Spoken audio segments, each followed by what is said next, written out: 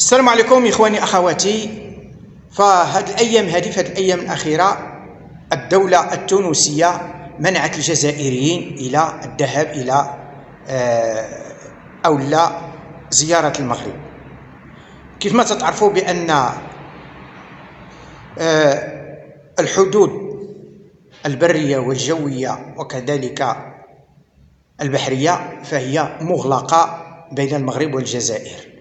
بلا ما ندخل في التفاصيل راكم عرفتوا علاش مغلقه.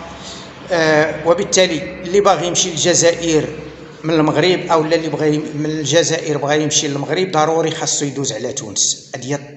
هذه الطريقه الوحيده باش الانسان يمر الى البلدين.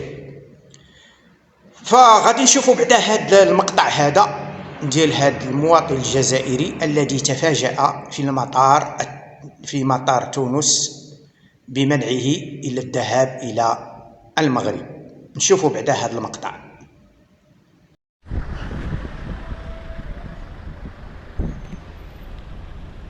خوتي رانا في مطار كرطاج الدولي بتونس العاصمة، وتلاقيت بواحد الجزائريين هنا رجعوهم مع الأسف السلطات تاع تونس وشرطة الحدود تاع تونس مع شركة الطيران التونسية نوفالير. رجعوهم ما خلاهمش يكملوا الرحله تاعهم للمغرب، وقالوا لي باللي كاين بزاف جزائريين رجعوهم ما خلاهمش يكملوا الرحله تاعهم على اساس حراقه. قالوا لهم انتم حراقه. فلما روحنا واستفسرنا مع شركه الطيران التونسيه نوفالير قالوا لنا راكم حراقه وما نخلوكمش تطلعوا.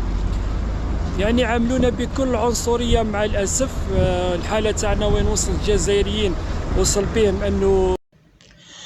فإخواني أخواتي بعد ما شفنا هذا المقطع فهنا تبين بأن الدولة التونسية تمنع الجزائريين إلى الذهاب إلى المغرب، والمغاربة تفاعلوا مع هذا الحدث كل واحد كيفاش فسرها. كاين اللي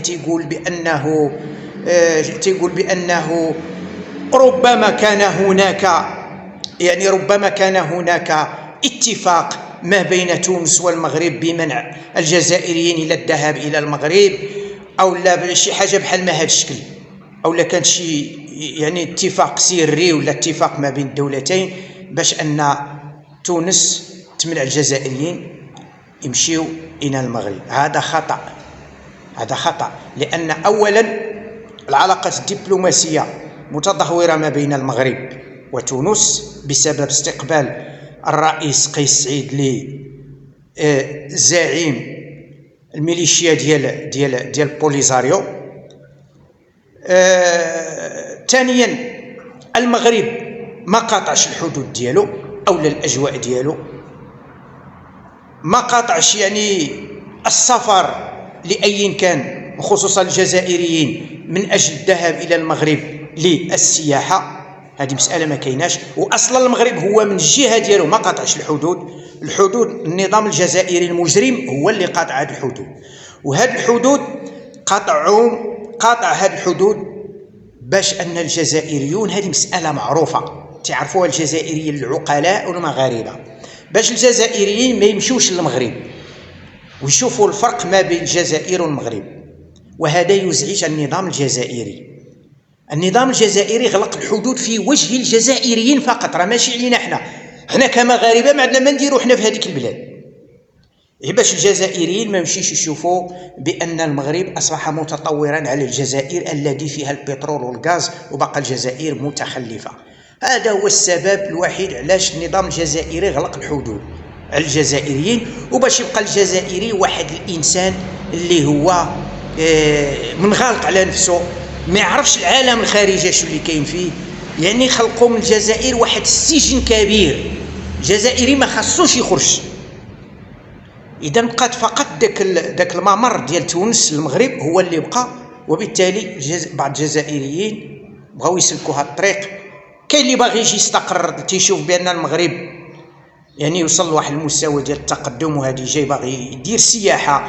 كاين اللي عنده فكره انه يستقر تم، كل واحد وشنو.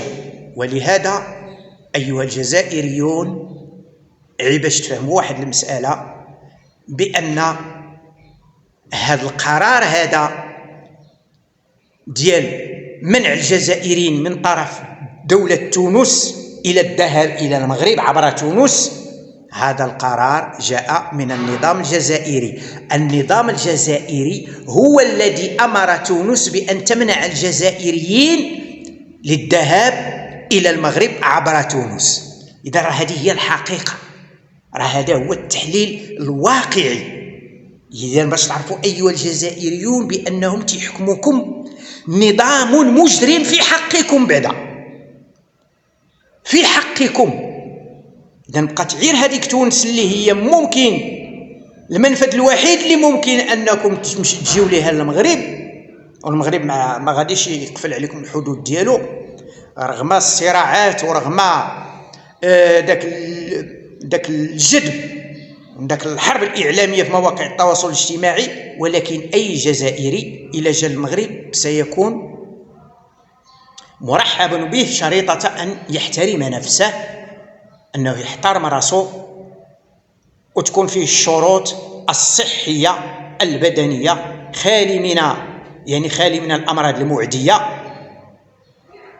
ويكون محترم راسه، فسيكون مرحب به. هذا هو اللي نقدر نقول.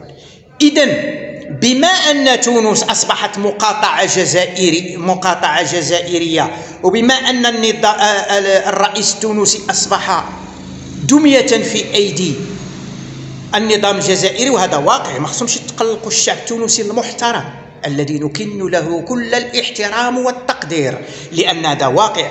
أصبحت تونس مقاطعة جزائرية، هذا واقع نتأسف له جميعا، يعني لا التوانسة الأحرار ولا كذلك المغاربة. إذن أصبح الرئيس التونسي يؤتمر بأوامر النظام الجزائري، وبالتالي النظام الجزائري أعطى أوامره إلى قيس سعيد باش أنه من أجل منع الجزائري للذهاب إلى المغرب. لأن شفنا في هذه الأيام هذه الجزائري اللي كيجيو للمغرب ولاو يعني كيفاش أنهم تيديروا فيديوهات على المغرب، وتيصوروا البنية التحتية، وتيصوروا المدن، وتيصوروا الأسواق، وتيصوروا يعني بكل حرية. تيجيو كسائحين، كاين فيهم اللي هما سائحين، كاين فيهم اللي هو استقر بصفة نهائية في المغرب. وهذا يزعج النظام الجزائري، ولهذا السبب أغلق الحدود ما بين المغرب والجزائر. ورحنا شفنا كيفاش أنهم زادوا ذاك السياج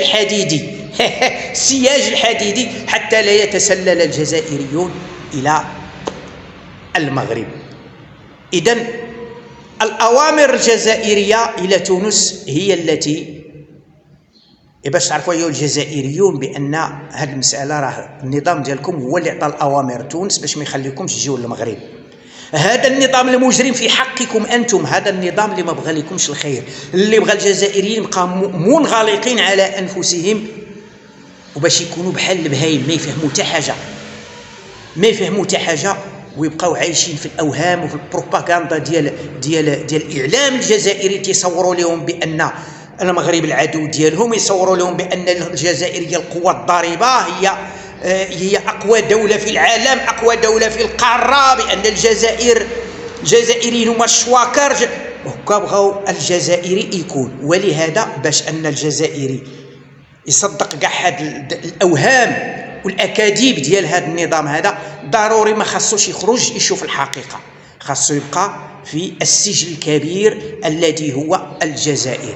ولهذا عندما حاول الجزائريون الذهاب إلى المغرب عن طريق تونس، أصدرت الأوامر من النظام الجزائري إلى قيس سعيد الذي أصبح دمية بين أيدي النظام الجزائري، فما عليه إلا أن ينفذ هذه الأوامر. والسلطات التونسية منعت الجزائريين من الذهاب إلى المغرب. إخواني أخواتي، إلى اللقاء.